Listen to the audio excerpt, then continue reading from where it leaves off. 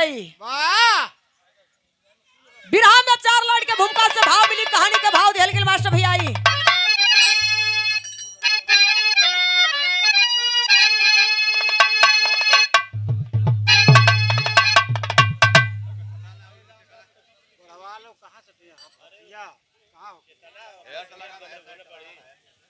चला सही है मास्टर, जो बजे तो बजे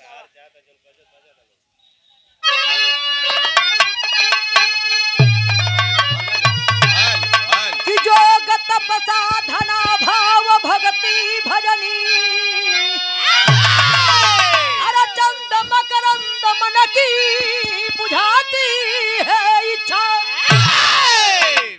कि रात रंगीन मौसम फिदा हो गया अरे हुस्न को बेचती है एक ऐसी परीक्षा अरे बेभिजकता वही मुस्कुरा भी रही अरे नर्तकी नूर में हूर हाजिरी किया लेता पुरवा ही अंगड़ाई मदहोश में राम राजे कलम से गवाही किया।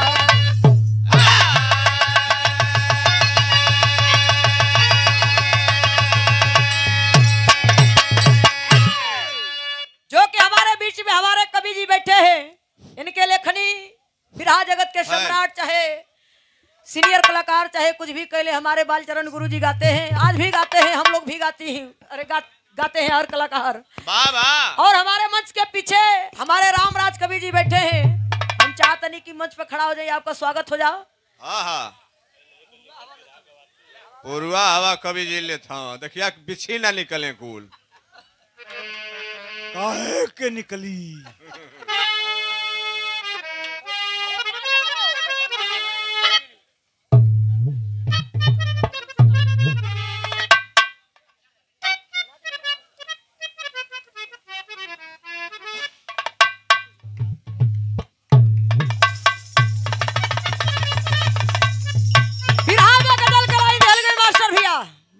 बिरहा में गजल और समय का आज से 40-50 साल पहले का गीत गावल गइल बा।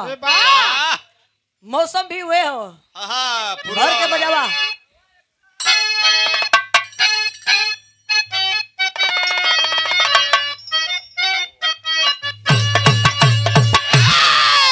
वे गजल के लाइन बा कि अरे केसरी का गंध लेके अरे केसरी का गंध लेके पुरवा चलनी रहे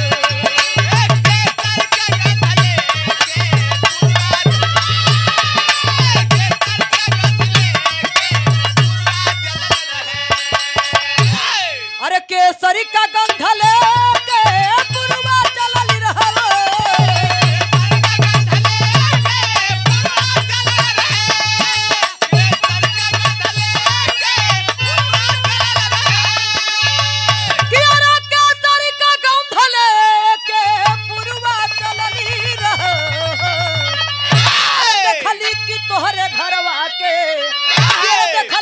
तोहरे घरवा के खिड़की खुलल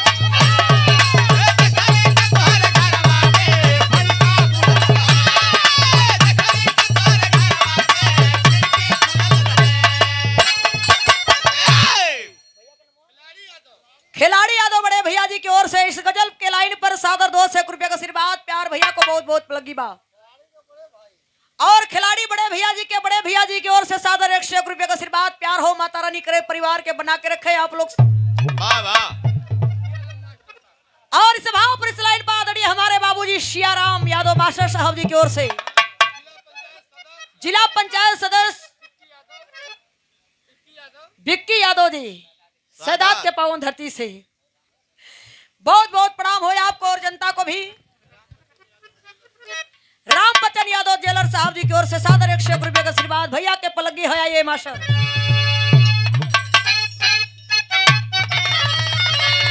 लेकिन इतना गजल का भाव रहल लेकिन कहना है मास्टर बिरहा में भाव कितनी सुंदर ढल गई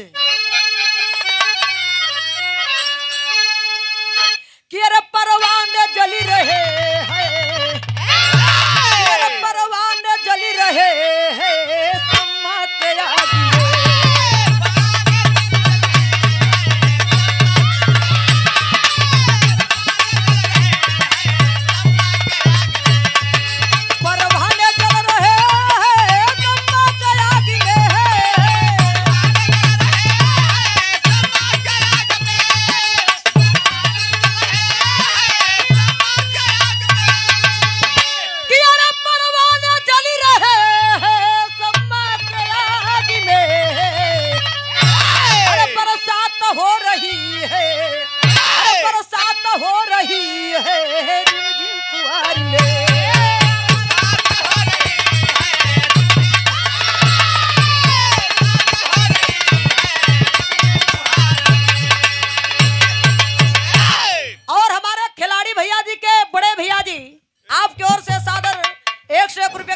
है। गौरा कला के धरती से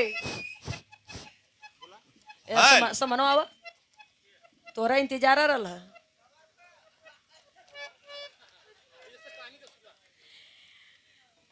एजक से कहानी का शुरुआत हो गई। नजम के भाव से मास्टर साहब आइए।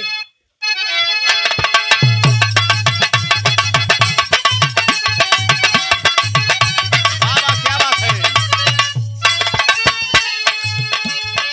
एक हक लाइन पे आप लोग कहानी पर गौर करिए। कहना है सुंदर मुनि भक्त भगवान पर विश्वास किए। सुंदर मुनि भक्त भगवान पर विश्वास किए। साधना तपता में वो रात दिन उपवास किए।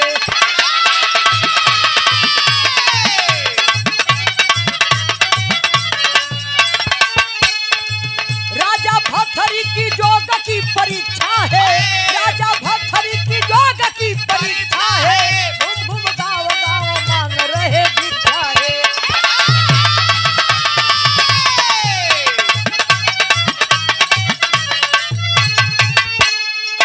ये दो माता भिक्षा जोगी एक आया है। ये दो माता भिक्षा जोगी एक आया है।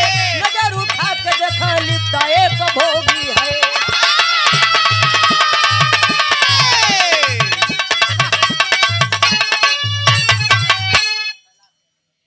आज के गार्जियन, आज के मलकार महोदय कैलाश यादव जी, स्वर्गीय माता जी के सपुत्र जी की ओर से सादर 51 रुपये का आशीर्वाद प्यार मिला है। बहुत बहुत पलगी है जनता को भी।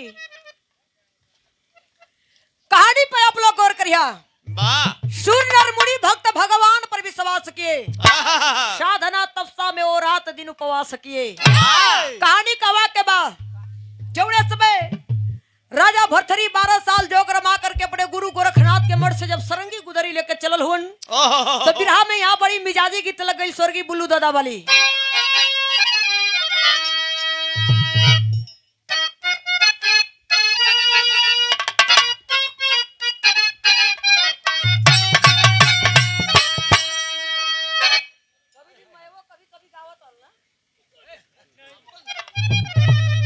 वह गीत के लाइन बा ये रे लाले लहले वो ठहवाते। अरे बरसा लाल लैया हो कि रात है पिएला। हो कि रात है पिएला। जैसे यहाँ बाबा के मोहजा।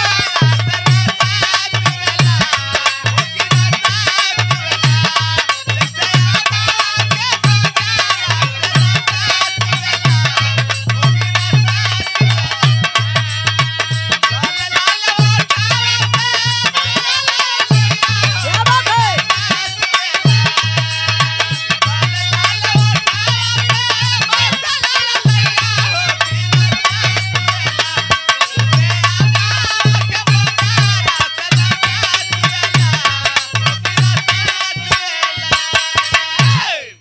और इस भाव पर इस लाइन पर आदरणीय हमारे बड़े भैया संजय सिपाही जी भटौला के धरती से भाविक प्रधान आपकी ओर से हजारों हजारों रुपए का पुरस्कार कई बार प्यार मिला है। भैया को प्रणाम करती हूँ।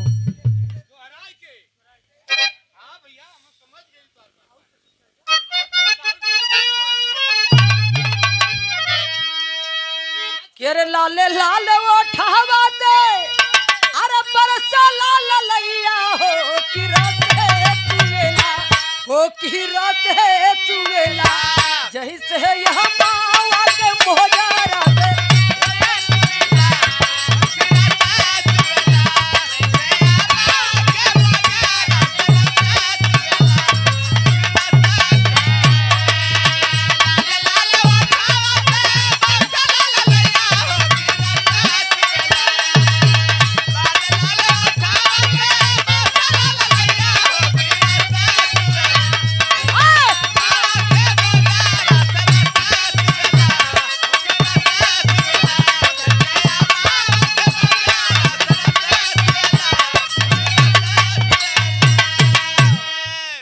लेकिन बिरहा में बाबू हो कहानी पर गौर करिए। जौना समय राजा भरथरी अपने गुरु गोरखनाथ के मठ से निकलल हुन।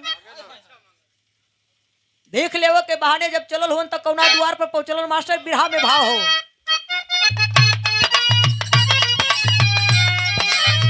मतलब मदन वाले के तरसा अंगड़ाई हो लिपटाई गई।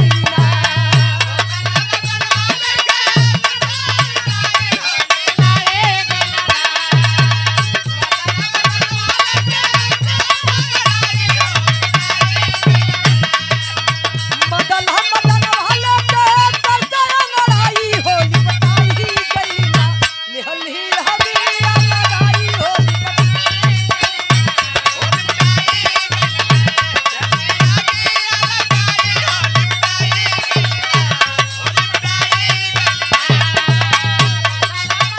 बारे बिटल भाई क्या बात है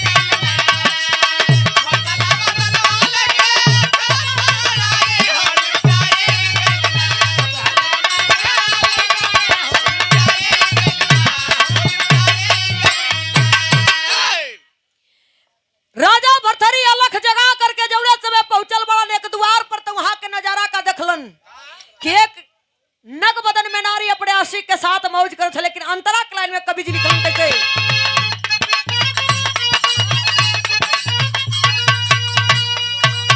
जो गवरमा के पहुंचे अलखा जगाई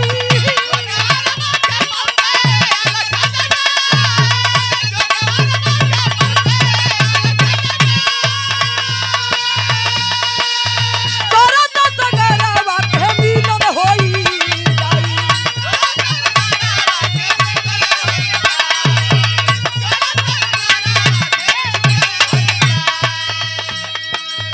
झूरा झूरा बहत रहे झूरा झूरा बहत रहे जहां पुरवाई हो आई गई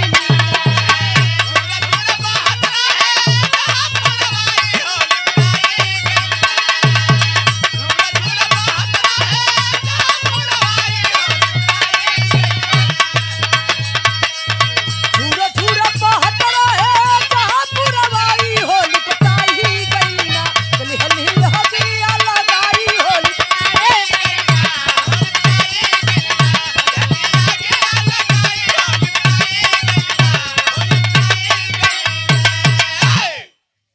बाबू हो बतावल गल चौड़े समय राजा भरथरी और नजारा के देखले हुन लेकर के सरंगी गुदरी जब वहां से चलल हुन कहां पहुंचलन प्रयागराज जब वहां पहुंचलन बालू के रेता में जमुना की छार ते वहां के नजारा का रहल मास्टर जहाँ कुम लगल रहल हो भैया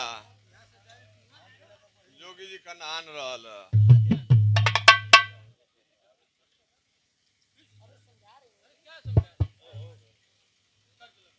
बिरहा में बड़ी सुंदर गीत के लाइन लगल मास्टर भैया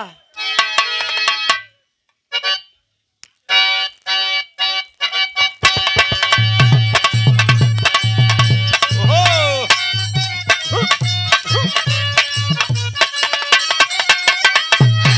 ए बिरहा में कवि जी भोजपुरी लाइन का बाड़गी बजावत हुआ वाह वाह से बढ़ा लो कौनो दुल्हई बतावत है अपना टिकुली को ये टिकुली पर कौना कौना मर्द मरत होन बतावत है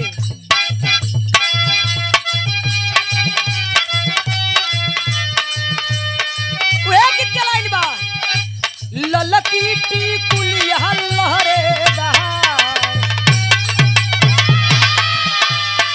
ललकी टिकुली हल्लहरे दहार टिकुली सटल है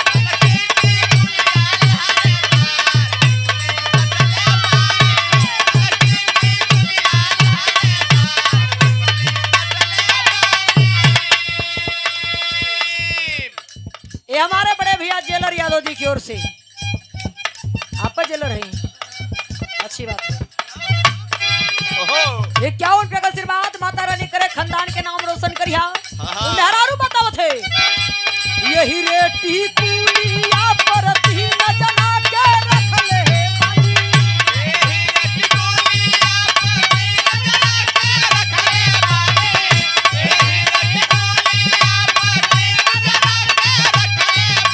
यही रे टिकुलिया पर तीन जना के रखले बानी पुलिस धरो गावल लगा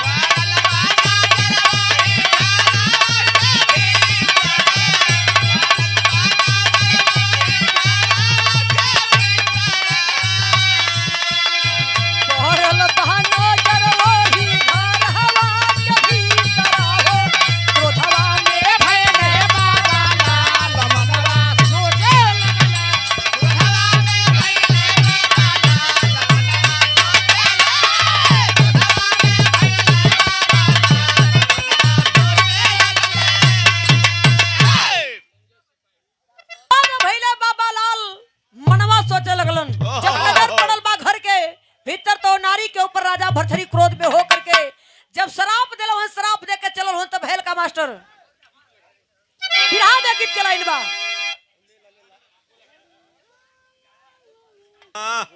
तो मैं धन के उहे खजाना समझल कि हमरे बा चाहे मेहरारू हो या मर्द हो यहाँ के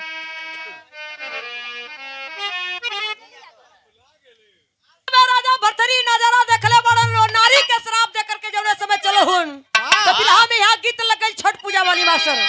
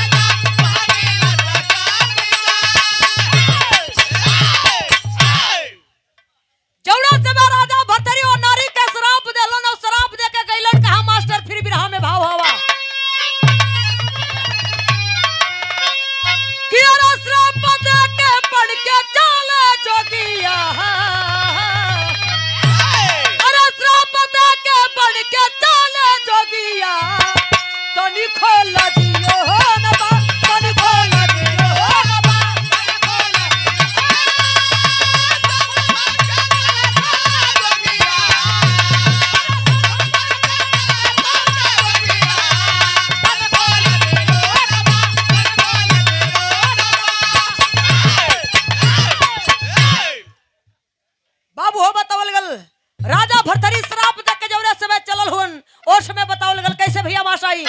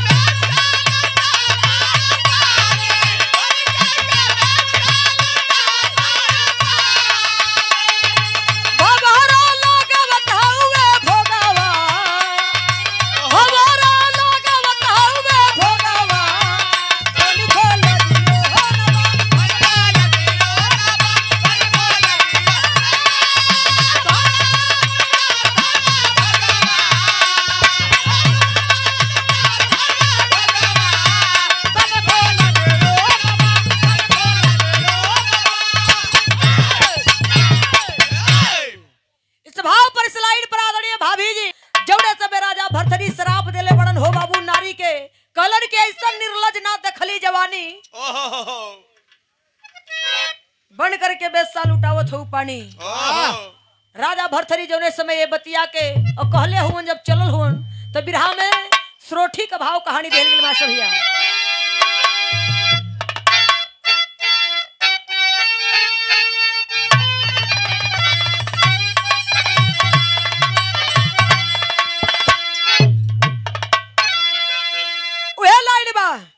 भिखिया मंगता बीती गईले अकुछती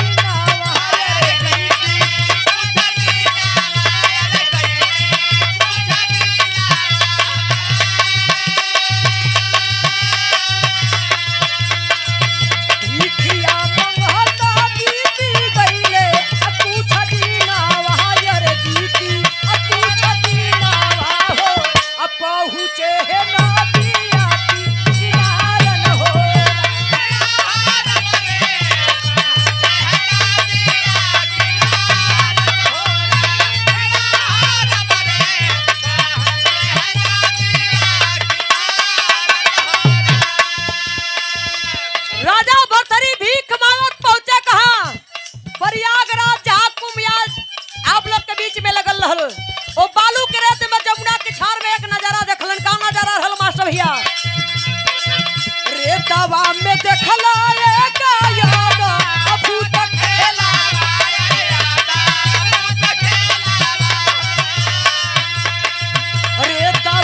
देखला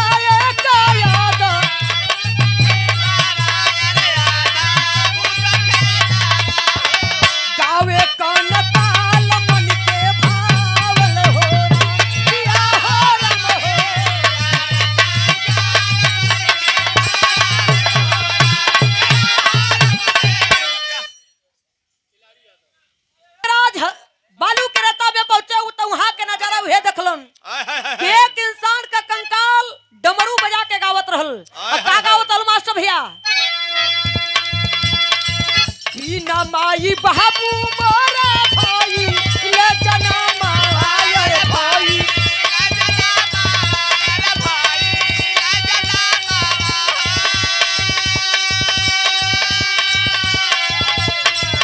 बिना माई बाबू मोरा भाई ले जन्म आया रे भाई ले जन्म हो नन्ना नानी कैले खेला अवारन हो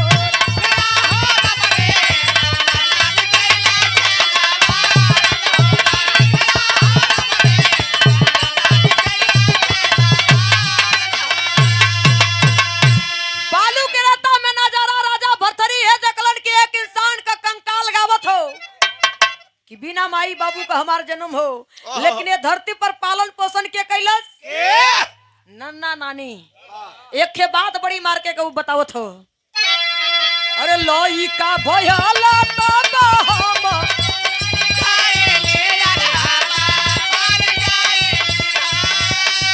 लोई का भयला बाबा हम मर गई अरे हम मर गई हो सोचे जो भी मन के ही है भावल हो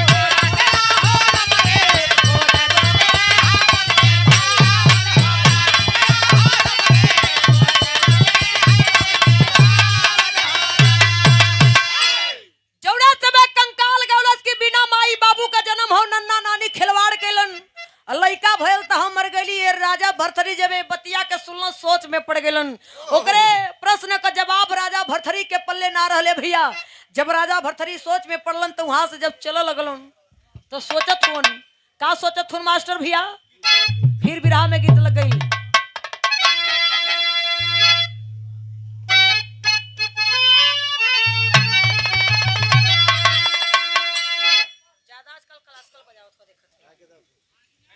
आवा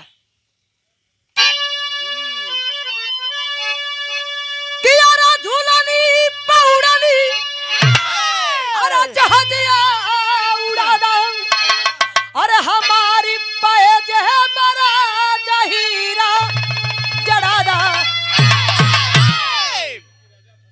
लेकिन राजा भरथरी जब चलल हुन तो सोचत हुन का सोचत हुन मास्टर कि अरे सोचल जोगिया तेरे सोचल जोगिया या जय अपने ही मनवा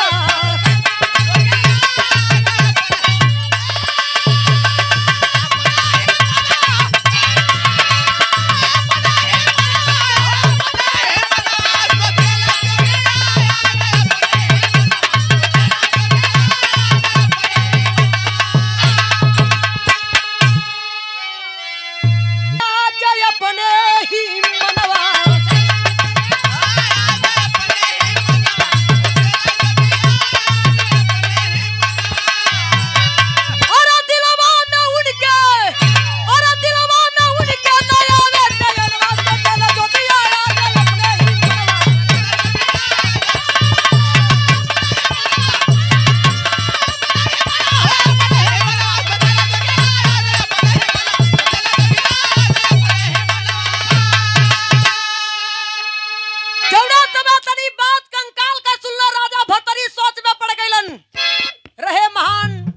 साधु संत लेकिन उनके पल्ले उत्तर ना हो जवाब ना हो वो कंकाल के बारे में कहे बदे इस भाव पर इस लाइन पर आदरणीय हमारे खिलाड़ी यादव बड़े भैया बारे तोहार इतना सरहज है तोहरे आंख मड़ियाई गइल बा देख पूरा किचरा न गइल बा इनका अखिया की पता 200 रुपए का पुरस्कार प्यार हो बहुत बहुत पलकी हो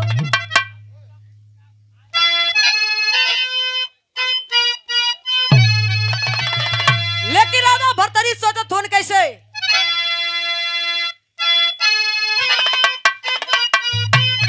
मेरे रहिया पकड़ के अरे चला बिचा बनवा अरे भरथरी जी सोचा ला अपना ही बनवा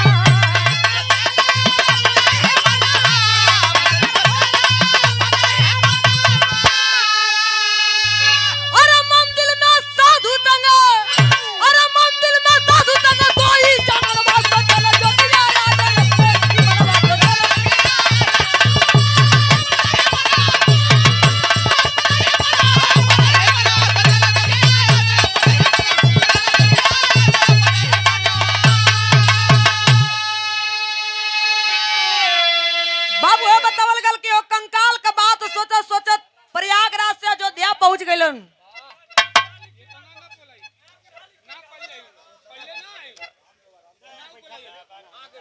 नया कांड लिखले हैं भाई, पूरा बोलवाल चाहत हूँ।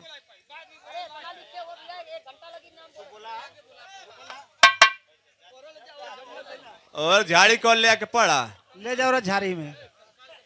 जौना समय राजा भर्तरी कंकाल का बात सुन करके सोचत सोचत पहुंचलन कहा? अयोध्या के धरती। जब वहां पहुंचलन तो वहां के नजारा का देखलन कि एक मंदिर में नग बदन होकर के साधु और साधुआएं सुतल हुआ। जब राजा भर्तरी देखलन अवाक हो गए, मन में गलानी होए लगल। लाचार बेबस होकर के राजा भर्तरी सवाल करे लगलन साधु बाबा से। बिरहा में टेरी का भाव लगल, बिरहा में टेरी का भाव लगल मास्टर भैया।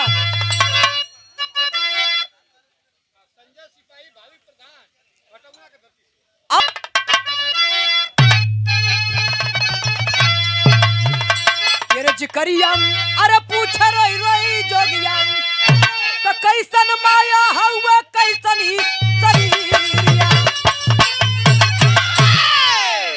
जिकरिया पूछे रही रही जोगिया, साधु बाबा से राजा भर्तरी पूछे लगलन कि कैसन नारी हो। तो बिरहा में यहाँ गीत लग गई स्वर्गीय राम बुल्लू गुरुजी वाली।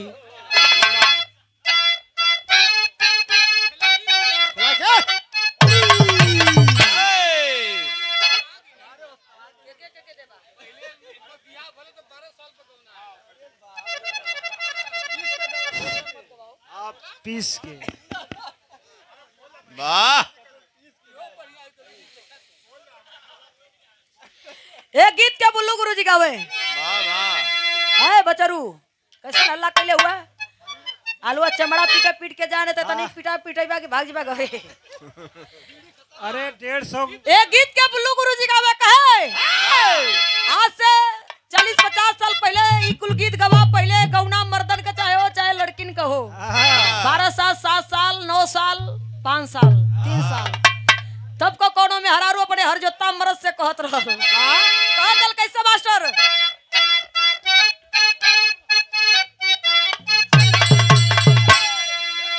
कहे मेहरारू कि अरे तहनी लैला हो, कि अरे तहनी लैला हो बलमुआ हमके।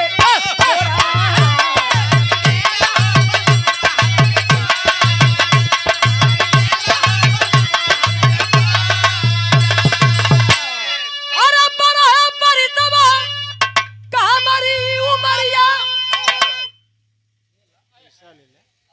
मार दे मड़ुआ जा।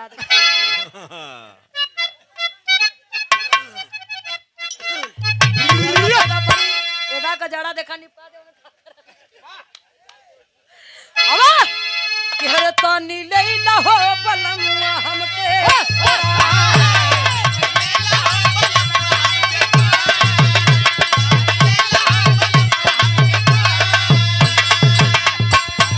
अरे बड़ा परितवा कहा मरी उमरिया। अरे धीरे धीरे उठला तानी लैला हो बलमुआ हमके।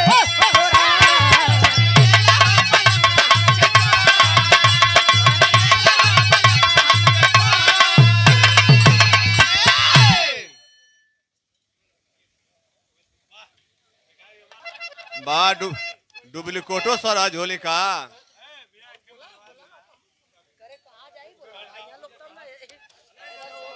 यार से आजा, यार से।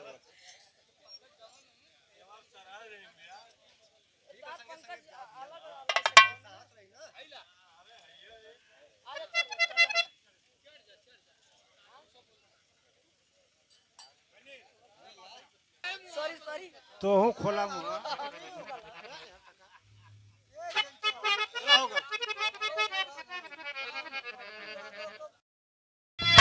राजा भर्तरी साधु बाबा से पूछ लगलन का पूछलन मास्टर भैया बिरहा में भाव हो।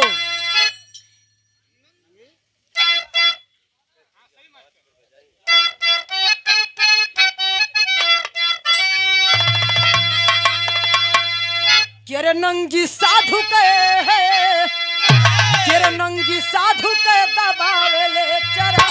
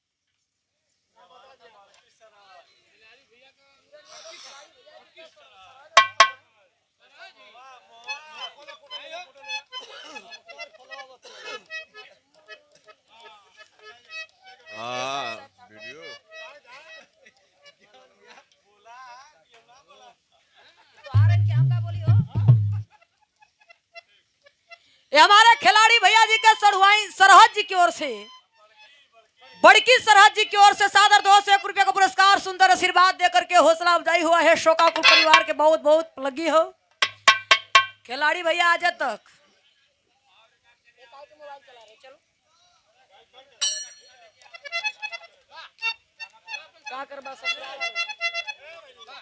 वाह नंगी साधु का दबावेला चरनिया, अखिया के बंद करके फेंकेला चदरिया। राजा भरथरी जब नजारा देखलन तो अपने राम नामी दुपट्टा के घिंचलन और खींच करके वो नारी के ऊपर जौने समय फेंकले हुए और राम नामी दुपट्टा जब नारी के ऊपर पड़ल तो जर के राख भोगल।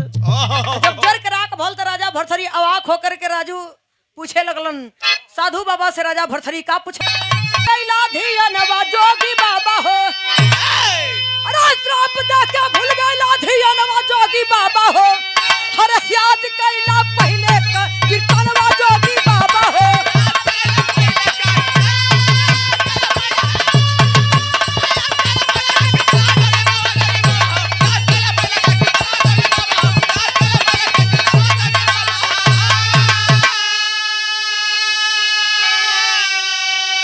अरे भिक्षा मांगत पहुंचल हला, अरे इनके ही द्वार हो, अरे नग बदन में लेके लिपटी रही अपनी माँ, अरे माहुर हो गई सजरिया जोगी बाबा हो, अरे याद कैला पहले को कीर्तनवा जोगी बाबा हो।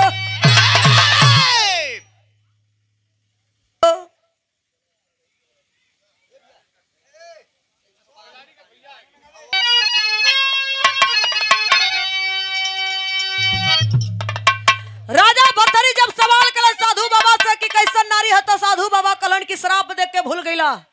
अरे जौड़ा दिन पहला दिन अपने गुरु गोरखनाथ के मठ से भिक्षा ले बद निकल हला, कोनो बढ़िया द्वार पर ना गलला, एक बेस्सा के द्वार पर भीख मांगे गलला।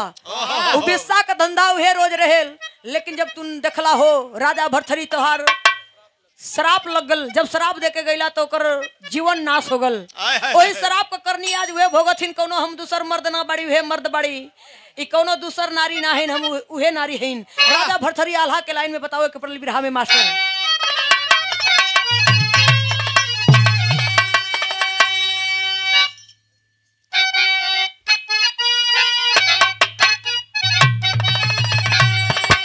दूसरी हो बतिया, अरे बताई दे साधु बाबा,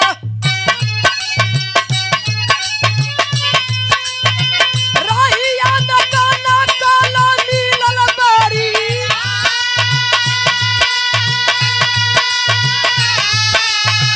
गावत रहे जीतिया उ नदिया के तिरवा बाबा,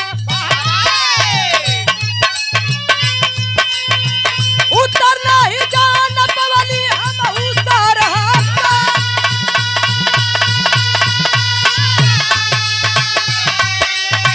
कहे साधु बाबा सुना हमारा बचनिया बचवा, गुरु गोरखनाथ दी है फैसला तो,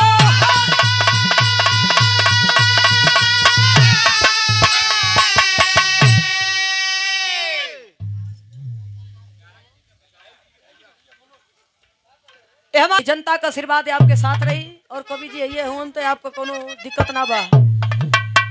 जौड़ा समय तरी बात राजा भरथरी पुछलन साधु बाबा से, साधु बाबा हाथ जोड़ करके खड़ा हुए कहलन कि हमरे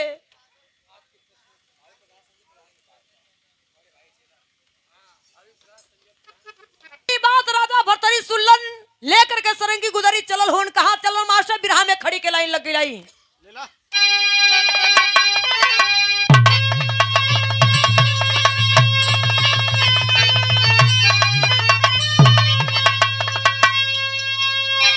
आवा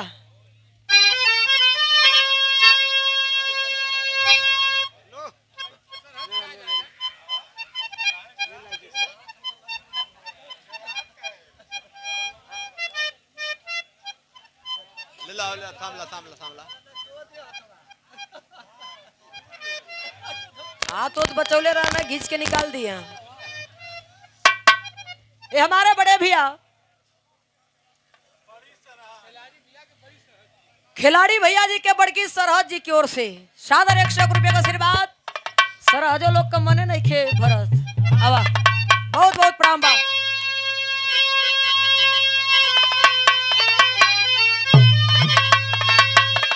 जा करके राजा भरथरी अपने गुरु गोरखनाथ के शरण में गिर करके एक बात पूछलन। का पूछलन मास्टर भैया?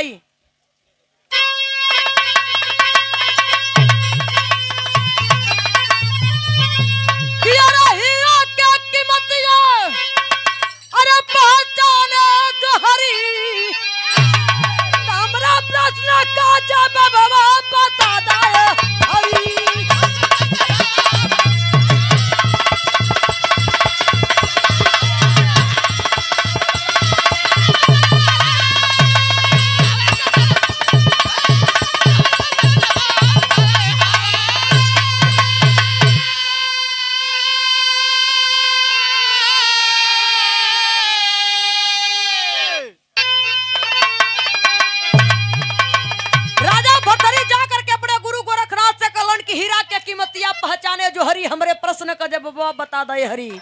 तब राजा भरथरी का जवाब सुन करके राजा भरथरी के गुरु गोरखनाथ बतावे लगलन कैसे? अरे बिना माई बाबू ओकर अरे भाई ले जनमवा नन्ना नानी संगे ओकर भाई ले खेलावना।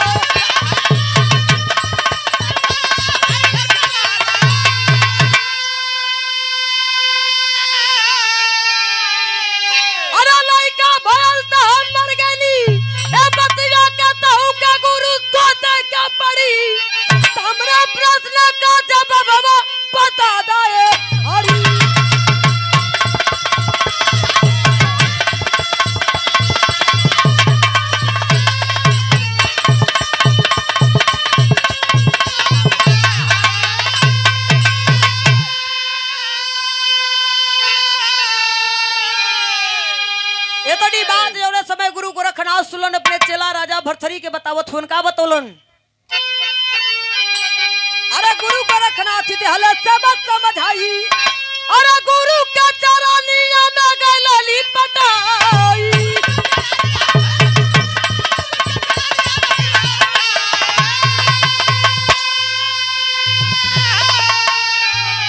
अरे कीर्ति का गाई तोहरी है जगवाया गुरु हमरा प्रश्न का जवाब बता दे हरि।